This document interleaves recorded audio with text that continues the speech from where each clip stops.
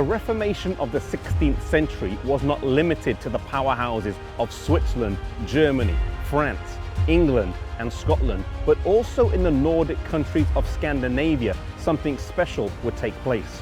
Whilst the fires of martyrs were burning all across England during the reign of bloody Queen Mary, and the Protestants in France were persecuted on numerous occasions, in Sweden and Denmark, the Reformation would unfold much more peacefully, and one could argue they had a greater proportional impact in each respective country. The story of the Scandinavian Reformation is inextricably linked to Martin Luther and the Protestant bastion of Wittenberg.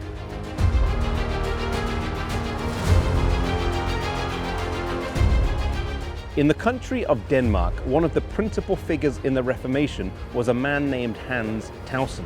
Like many others, he had grown up in a Catholic family and spent some of his early years in a cloister.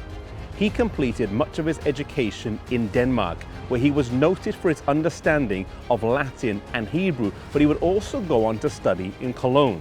Whilst there, he came across some of Luther's writings, and in 1523 he went to Germany, where he met Martin Luther and became acquainted with the new ideas that were being espoused. He would spend 18 months studying there with Luther, after which he would return to Denmark, where initially he kept it a secret that he had been in Wittenberg.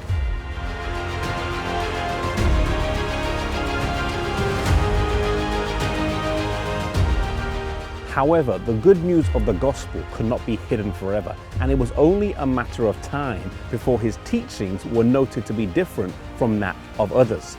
He was soon expelled from the cloister, but this was perhaps the biggest mistake that his opponents could make. Now they had no control over him, and he was able to travel and preach throughout the whole country, causing a great revival. He also translated the Pentateuch into Danish, and this was circulated widely. Tausen lived faithfully here in Denmark for the rest of his life, and his influence was key in this whole country accepting the Reformed faith. This church here in Copenhagen was built and named after him in memory of the great influence he had on the spiritual history of this nation.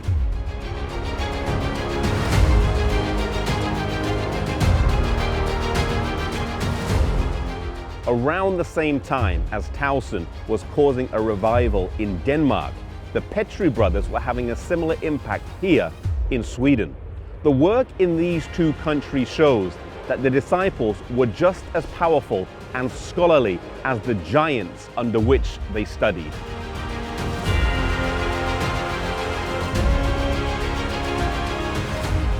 Olaf and Laurentius Petri, the sons of a blacksmith in Årebo, both studied at the University of Wittenberg, where they were influenced by Luther and Melanchthon.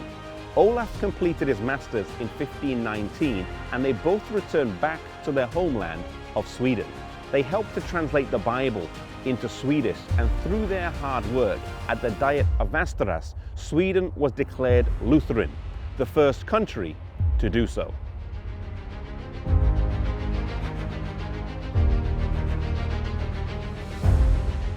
Olaf Petri was buried here in this church, which later became the National Cathedral, supplanting the Uppsala Cathedral, a testament to the great work that he and his brother did.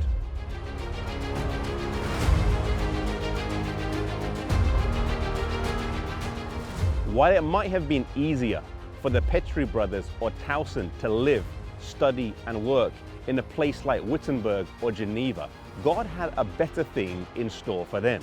Their destiny was to return to their homeland and preach the gospel there. They knew the language, the culture and the customs, and they were able to do a work there that others from elsewhere would not have been able to do. Whatever work you do, may you start with that which lies nearest, whether it be your home church, which might be small, humble and not so lively, or maybe it's your home country. Not everyone is called to go to a faraway and distant land, but we can all start working for God right where we are. May you follow God's call as these men did in years gone by.